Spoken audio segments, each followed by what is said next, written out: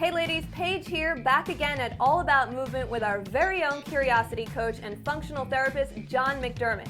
Now, in today's second part of our video series, John's going to teach me a variety of exercises that are going to help correct some of my posture issues that he noticed in part one. So during our assessment, we noticed that this happens to be Paige's trouble area. We call this the thoracic spine. There are 12 of those vertebrae. And she was rotated to the right, which means all of these vertebrae were sort of pulled in this direction right here. The goal of the exercise program today is to rotate her back to center. But now I want you to understand that there's also what we call flexion and extension, okay? So if you reach down and touch your toes, boom, there's flexion, okay? If you come up and take your arms overhead and reach back, we call that extension, okay? Now you come back home. Now, if you took your left foot and just stepped out with it like a mini lunge, okay? When that happens, and come back home.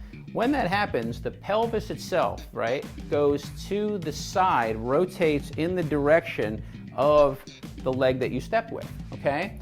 We call that with pelvis. So if I'm taking a look at your shoulders and your hips and I say when your hips go to the right, I want your shoulders to go to the right, that's called with pelvis. So now what we're going to do is we've gone with flexion, we went with pelvis and against pelvis. Now we're going to stay with flexion, but we're going to go to type 2 motion of the thoracic spine. Okay, so type 2 motion says that we're going to side bend in one direction while we rotate in the opposite direction. What we like to do is we like to use our rotation hand as the idea of whether we're going with the pelvis or not. So I'm going to have you take a step with the left, rotate with the left, but side bend with the right at the same time. All right, so in my initial assessment, it turns out my T-spine was rotating a little bit too much to the right. But after doing these exercises, I feel amazingly untwisted and more balanced, actually.